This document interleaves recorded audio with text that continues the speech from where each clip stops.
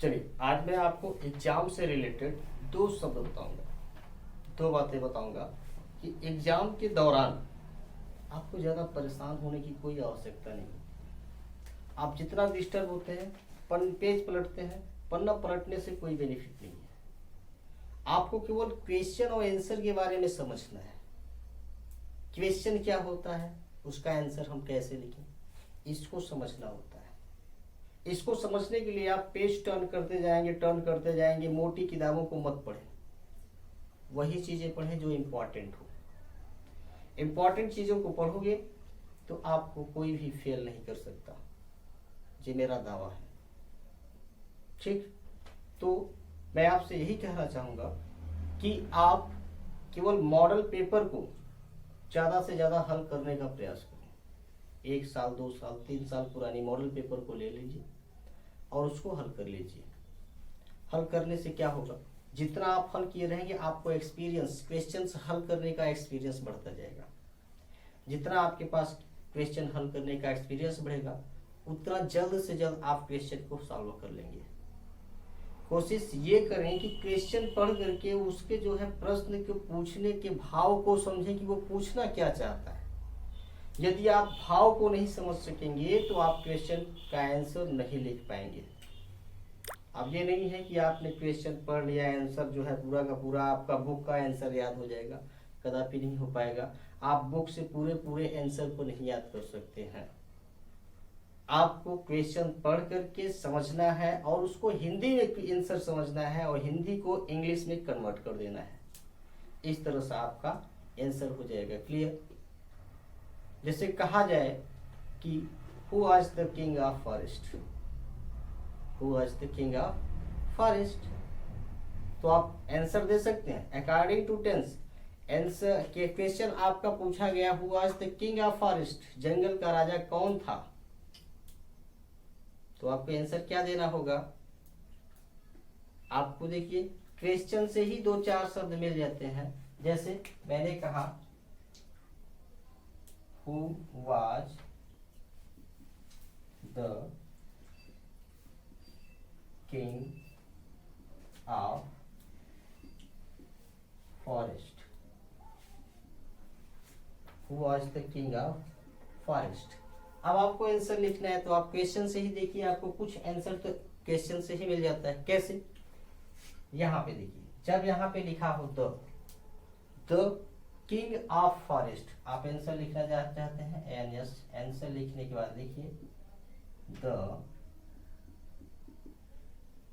King of forest, देखिए the king of forest, helping verb को यहां पे लिखिए was a lion, the king of forest was a lion, जंगल का राजा एक शेर था। आंसर हो गया। आप यदि इस क्वेश्चन के हिंदी को समझ लेंगे तो आंसर लिखने में कोई डिफिकल्ट नहीं है, कोई प्रॉब्लम नहीं है। परंतु आप इस इंग्लिश के इस वाक्य के हिंदी को नहीं समझ पाएंगे तो आंसर कदापि हल नहीं कर पाएंगे। ठीक, तो मेरे मित्रों मैं ये कहूँगा कि एग्जाम का दौरान चल रहा है, आप लोग परेशान न होने से ज़्यादा बेहतर है कि आप अपने पास्ट ऑफ माइंड को कन्वर्ट करें, इसमें रिमाइंड करें, रिपीट करें कि मैंने पिछले समय में क्या पढ़ा था, उसी को केवल रिमाइंड करें और उसको पढ़ें। ठीक, जैसे अगर मैं सेकेंड क्वेश्चन लिखूं कि who was the king of Lanka, who was the king of Lanka. अब देखिए who was the king of Lanka, Lanka का राजा कौन था, तो आंसर क्या है आपको, ये तो ऑटोमेटिकली पता है क्योंकि आपने इस आंसर को, इस रामायण के कहानी को एक बार नहीं ना जाने कितनी बार देखा है, तो आपके माइंड में सेट है कि लंका का राजा कौन था, लंका का राजा रावण था। तो आप आंसर देखिए कैसे लिखेंगे, क्वेश्चन से ही आंसर कैसे लिखेंगे, क्वेश्चन से ही आप लिखेंगे यहाँ से द, देखिए आंसर आपका ये हुआ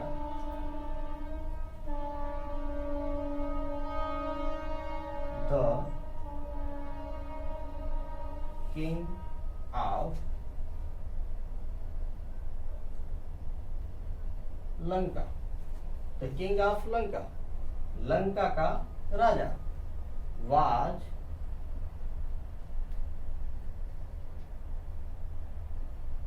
Ravan. The king of Lanka was Ravana. It's very easy method. If you read the question carefully and understand the Hindi of that sentence at that time, you can solve the answer very easily. But when you will not understand the questions Hindi at that time, it is not possible to solve that. You can solve any question in English.